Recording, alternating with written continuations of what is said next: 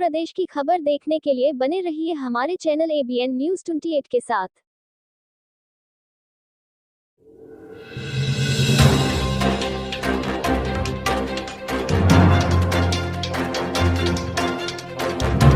Allahabad high court से सबसे बड़ी खबर। कानपुर की सीसामऊ सीट से सपा के निवर्तमान विधायक इरफान सोलंकी की जमानत मंजूर।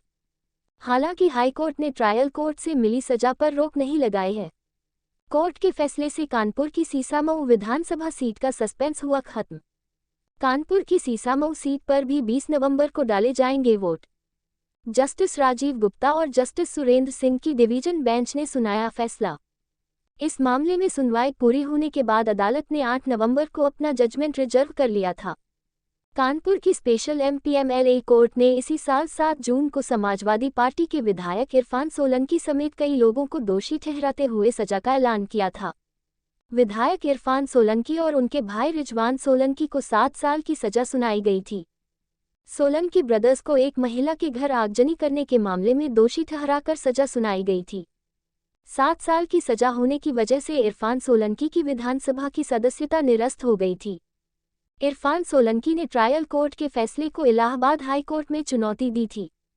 दोषी करार दिए जाने और सजा के ऐलान के फैसले के खिलाफ हाई कोर्ट में अपील दाखिल की थी।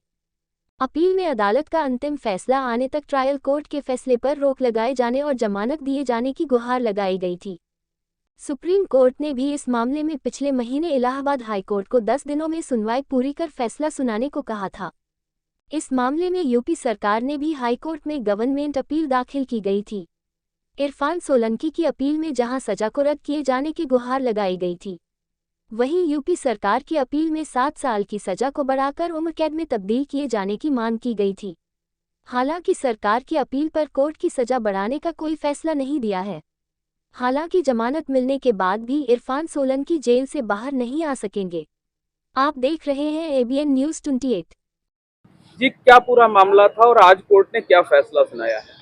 देखिए, इरफान सोलंकी, रिजवान सोलंकी और कुछ अन्य लोगों को 7 साल की सजा वहां की ट्रायल कोर्ट ने दी थी आगजनी के एक मामले में, जिसमें हम लोगों ने अपील दाखिल की थी और अपील के साथ एक अंतरिम प्रार्थना पत्र दिया था कि उसमें सजा को स्थगित कर दिया जाए और अब जमानत दे दी जाए। ऑनरेबल कोर्ट का फैसला आया, जमानत तो मंजूर कर ली दोनों लोगों की ऑनरेबल कोर्ट ने, लेकिन सजा स्थगित किए जाने की प्रार्थना हमारी स्वीकार नहीं हुई है, जिसकी वजह से उसका प्रभाव ये होगा कि फिलहाल सदस्यता उनकी बहाल नहीं होगी। इसका इम्पैक्ट क्या पड़ेगा चुनाव पर? चुनाव जो चल रहा है वो तो अभी चलेगा जब तक कि सर्वोच्च न्यायालय या किसी अन्य सर्वोच्च न्यायालय के अलावा अन्य कोई विकल्प भी नहीं है। सर्वोच्च न्यायालय से जब तक कोई इसमें हस्तक्षेप नहीं होता है तब तक चुनाव पे कोई असर नहीं पड़ेगा। आप लोगों की तरफ से मुख्य रूप से क्या दलील दी गई थी? हमारी तरफ से मुख्य दलील ये थी कि इस घटना का कोई चश्मदीद साक्षी नहीं है, परिस्थितियों के आधार पे इनमें मुलजिम बनाया गया है और जो भी गवाह आए हैं वो सब कहे हम घटनास्थल पे बाद में पहुंचे हैं, इसलिए न तो कोई डायरेक्ट एविडेंस है न कोई इनडायरेक्ट एविडेंस है। मुख्य तर्क ये था। अच्छा, इस मामले में उत्तर प्रदेश सरकार की भी एक अपील दाखिल है, उसमें क्या हुआ?